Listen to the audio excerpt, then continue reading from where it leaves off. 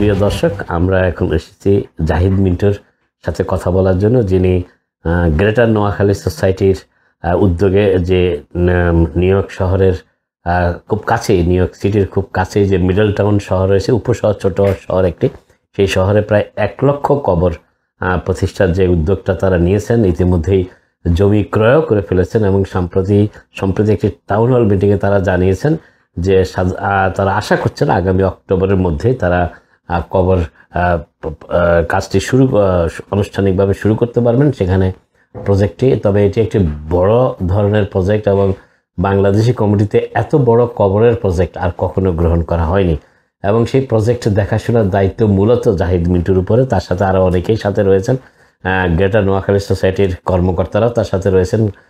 তবে যিনি মূলত দৈনন্দিনভাবেই এই কাজটি দেখাশোনা করছেন তিনি জাহিদ মিন্টু। তার সাথে আমরা কথা বলতে এসেছি। ধন্যবাদ জাহিদ মিন্টু ভাই আপনাকে। প্রথম প্রশ্ন আপনার কাছে, যে কবে নাগাদ আসলে এই কবরের কাজটি সেখানে শুরু করতে, অর্থাৎ আমি যেটা বোঝাতে চাচ্ছি, মানুষ প্রথম কবরটি কখন সেখানে দিতে সক্ষম হবেন? জি, ধন্যবাদ নাজল ভাই, ধন্যবাদ সকলকে যারা এই দেখতেছেন এবং কি দেখবেন। আপনারা জানেন আলহামদুলিল্লাহ আমরা আসলেই বৃহত্তর নোয়াখালী সোসাইটি যে কবরের প্রজেক্টটি নিয়েছে, আমরা ওটা নিয়ে অনেকদিন থেকে কাজ করতেছি এবং কি আমরা আশাবাদী যে ইনশাআল্লাহ আমরা আগামী 2024-এর অক্টোবরে আমরা ইনশাআল্লাহ প্রথম গ্রাউন্ড ব্রেক করতে পারবো। আমরা ইতিমধ্যে অনেকগুলা প্রসেস অলরেডি অগ্রসর করেছি, আরো আমরা এখনো কন্টিনিউয়াসলি কাজ করতেছি। এটা আমরা আশা করতেছি, বাট আমরা আপনাদেরকে টাইম টু টাইম আপডেট দিব যে কখন এক্স্যাক্টলি শুরু হবে। কিন্তু আমরা এখন পর্যন্ত আমাদের টার্গেট হচ্ছে অক্টোবর 2024। তবে এই কবর স্থানের সাথে সেদিন একটা কথা উঠেছিল যে কবরের দাম কত হতে পারে। তো কবরের দাম নির্ধারণের ক্ষেত্রে তো আপনাদের কিছু খরচ এবং এই জমি ক্রয়, জমি কবরের জন্য প্রস্তুত করা, সেখানে সার্ভে, সেপটিক টেস্ট, এই সমস্ত অনেক বিষয় আছে। তো এই বিষয় সম্পর্কে যদি একটু দর্শকদের ধারণা দেওয়া যায়। জি, ধন্যবাদ নাজল ভাই। আমরা আসলে আপনার কবরের যে কস্ট, এই কস্টের বিষয়টা যে কারণে আমরা এখনো 100% নির্ধারিত করতে পারি না, সেটা হচ্ছে দেখেন, যেহেতু প্রজেক্টটা বাংলাদেশিদের জন্যই হচ্ছে, বাংলাদেশিদের কল্যাণে এবং বাংলাদেশিদেরকে সহযোগিতা, সবাই মিলে একসাথে কাজ করার জন্য, সেহেতু আমরা চাচ্ছি যে আমরা একটা প্রাইস নির্ধারণ করার জন্য যেটা মানুষের জন্য বেশি না হয়ে যাবে বা আমাদের জন্য যেন খুব কম না হয়ে যায়। সেটা হচ্ছে এরকম যে, ফর এক্সাম্পল মনে করেন আমরা আমাদের যেই বর্তমান আমরা যেই মাস্টার প্ল্যানটা দেখছি, যেদিন আপনারা যেটা এপ্রিল 24 তারিখে দেখেছিলেন, ওই মাস্টার প্ল্যানটা করার জন্য শুধু আমরা মনে করেন যে অলমোস্ট 90,000 কাছাকাছি আমরা পে করছি শুধু ওটার জন্য। আমাদের সার্ভে কস্ট হচ্ছে অলমোস্ট 65,000 শুধু সার্ভে করার জন্য। তারপরে আমরা সয়েল টেস্ট করেছি, শুধু সয়েল টেস্টের জন্য মনে করেন আমাদের অলমোস্ট 9 থেকে 12,000, এক্সাক্ট নাম্বারটা আমার খেয়াল নেই, বাট অলমোস্ট এরকম একটা অ্যামাউন্ট আমাদের খরচ। এখন দেখেন আসলে বিষয়টা হচ্ছে, আমরা এই পর্যন্ত যে টাকাগুলা গেছে, আমরা কিন্তু বাইরের বলতে মনে করেন আমরা কবর বিক্রি করবো বলে এই পর্যন্ত কিন্তু আমরা কারো থেকে 1 টাকাও নিই। আমরা নোয়াখালীবাসীর টাকা, নোয়াখালী সোসাইটির টাকা, আলহামদুলিল্লাহ এর ভিতরে আমাদেরকে কবর এই প্রজেক্টটা সাকসেস করার জন্য অনেকেই পর্যালোচনাও দিয়েছেন। অবশ্যই এখানে নোয়াখালীর বাইরেও কয়েকজন আছেন, বাট বেশিরভাগই নোয়াখালীর মানুষ। কিন্তু এই পর্যন্ত যে টাকাগুলো খরচ হয়েছে, মনে করেন অলমোস্ট $5 million আমাদের খরচ হয়েছে। ওই টাকাটা মূলত আসলে নোয়াখালী সোসাইটির, নোয়াখালী আমাদেরই টাকা। এখন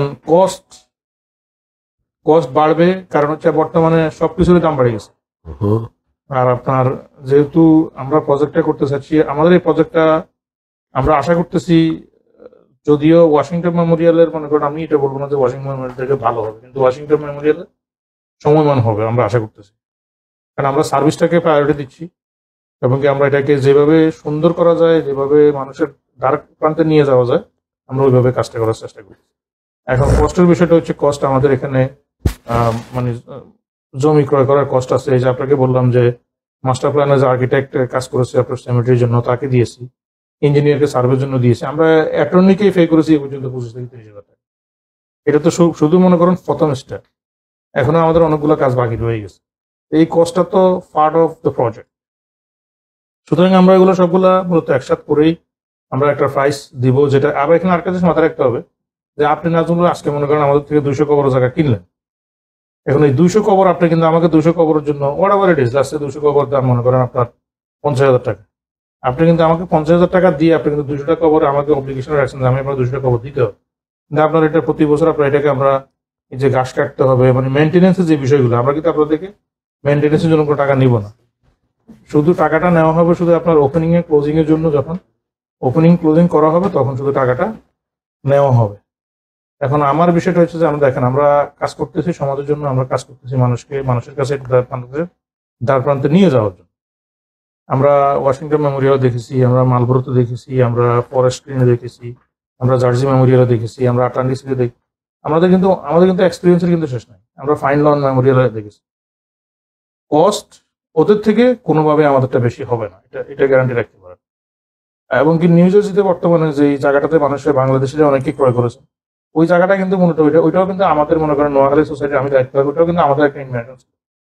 আমরা নিজেরা ওখানে কিনতে গেছি, আমরা ওখানে কেনার পরে আমাদের সাথে ওদের সাথে আমরা 3,000 কবর কিনবো, আমাদের সাথে মনে করেন এই যখন বিভিন্ন 5,000 কবর কিনবো, ওরা তখন আমাদের কাছে 5,000 কবর জন্য চাইছে 600 টাকা করে। সেটা আমি 2 বছর আগে কথা বলতে, 2 বছর আগে যদি ওরা যদি 600 টাকা করে বিক্রি করে, বাঙালিরা মানে আমাদের বাংলাদেশিরা ওখানে এখন কিনছে 700 টাকা করে, 800 টাকা করে কিনতেছে, 1,000 টাকা করে কিনতেছে।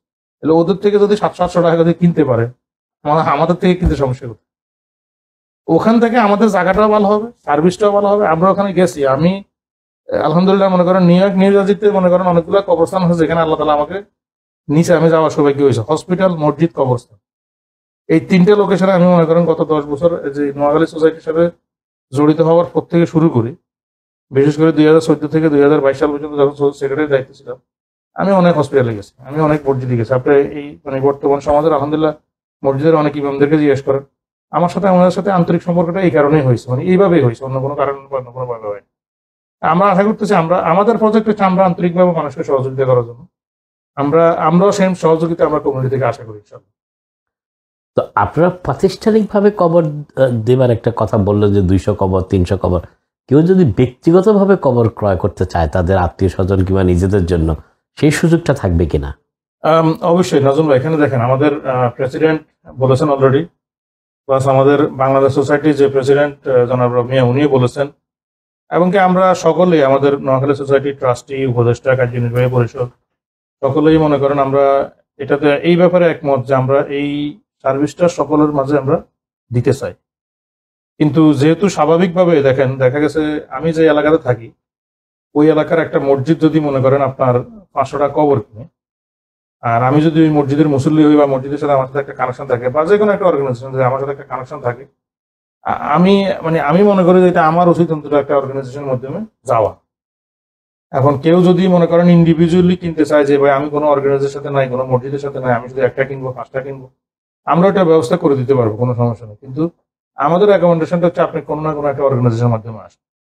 এতে অনেকগুলো সুবিধা আছে। 1 নম্বর হচ্ছে আপনার ওনারা যে বল প্রাইসটা পাবে, আপনার তো সেই বল মানে যখন আপনি একা আসবেন আপনি সেই বল প্রাইসটা আপনি পাবেন না, এটা হচ্ছে 1 নম্বর। 2 নম্বর হচ্ছে আপনার কমিউনিটির সাথে আপনার সম্পর্কটা একটু গাঢ় হইলো, কারণ আপনার বিপদে আপদে কিন্তু আপনি আমাদেরকে যত আগে পাইবেন এর থেকে বেশি আগে পাইবেন কিন্তু আপনার প্রতিবেশী। তো সুতরাং আমরাও চাই যে আপনার প্রতিবেশীর সাথে আপনাদের যে আমাদের যে সম্পর্ক, আমাদের সকলের আমাদের যে সম্পর্ক, আমাদের সম্পর্কটা শক্ত হোক, আমরা এক হয়ে থাকি, আমরা একই পরিবারের অংশ হয়ে আমরা একই কমিউনিটিতে বাস করি। তো আপনার যদি এই অনুষ্ঠানে এই কবরের মানে প্রক্রিয়া শুরু করার আগে আপনারা আবার কোনো টাউন হল মিটিং কিংবা কেউ যদি দেখতে চায় কবর জায়গা, এটার কোনো ব্যবস্থা আপনারা করবেন কিনা? আমরা অতি শীঘ্রই আমরা আপনার সাইট ভিজিটের ব্যবস্থা করবো ইনশাল্লাহ। আমরা আমাদের 24 তারিখে যে মিটিং হয়েছে ওখানে সাইন ইন শিট দিয়েছিলাম, একটা আপনাদের অবশ্যই খেয়াল আছে। ওই সাইন ইন শিটে যারা সাইন ইন করেছেন আমাদের কাছে সবাই আপনার ইনফরমেশন আছে, এবং ওইটাকে আমরা অলরেডি ডাটাবেসে নিয়ে এসেছি। আমরা ওনাদের সাথে আগামী সপ্তাহ অথবা এর পরের সপ্তাহ থেকে যোগাযোগ শুরু করব। আমরা একটা সাইট ভিজিট ব্যবস্থা করব।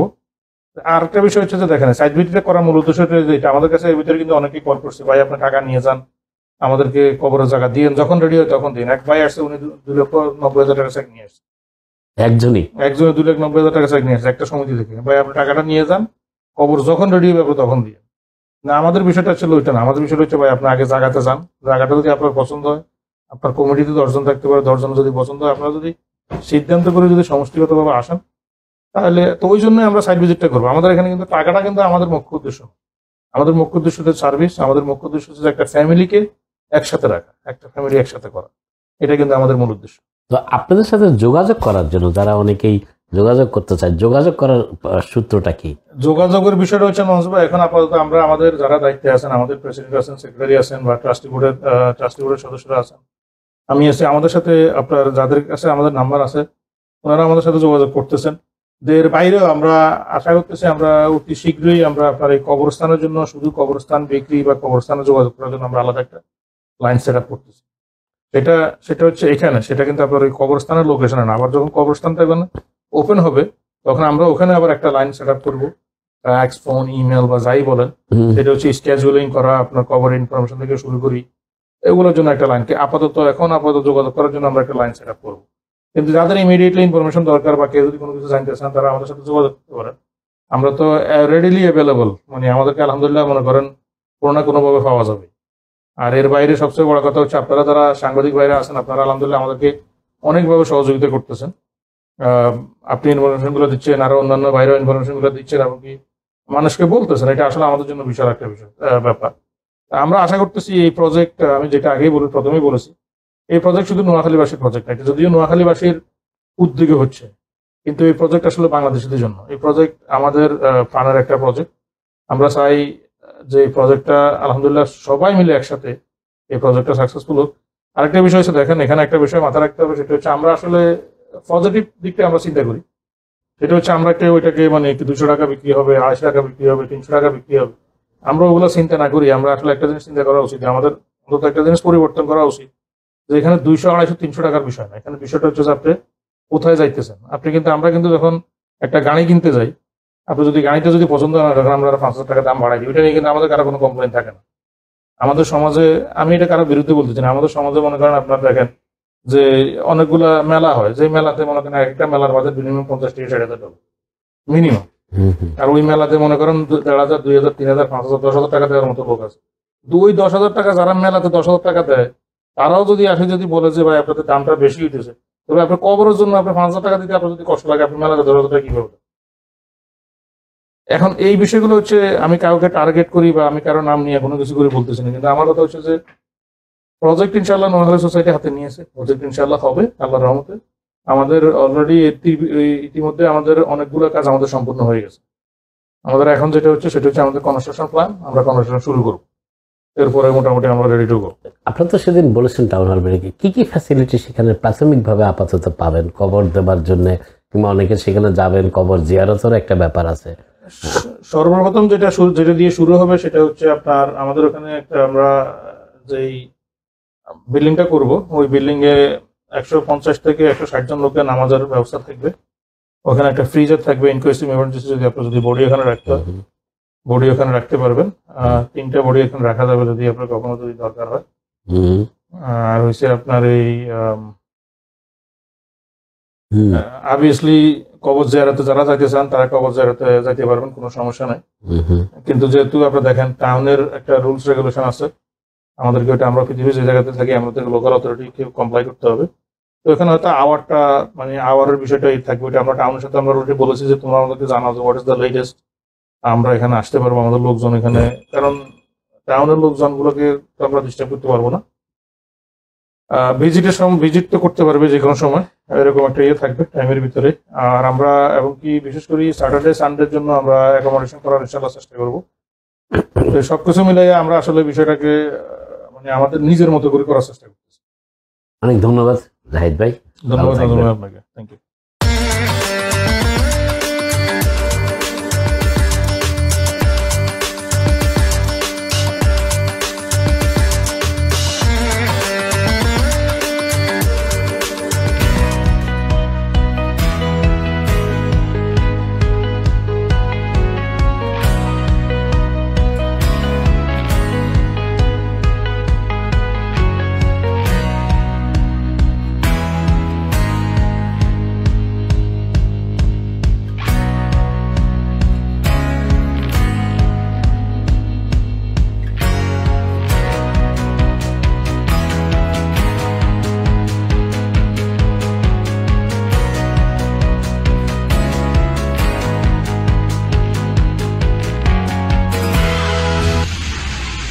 দুর্ঘটনাজনিত ক্ষতিপূরণ আদায়ে আপনি কি একজন অভিজ্ঞ অ্যাটর্নি খুঁজছেন? আমি Moin Chowdhury, attorney at law. গাড়ি দুর্ঘটনা, বিল্ডিং কনস্ট্রাকশন কাজে দুর্ঘটনা সহ হাসপাতালের ভুল চিকিৎসায় সর্বোচ্চ ক্ষতিপূরণ আদায়ে বিনামূল্যে আমাদের ল ফার্মের পরামর্শ নিন।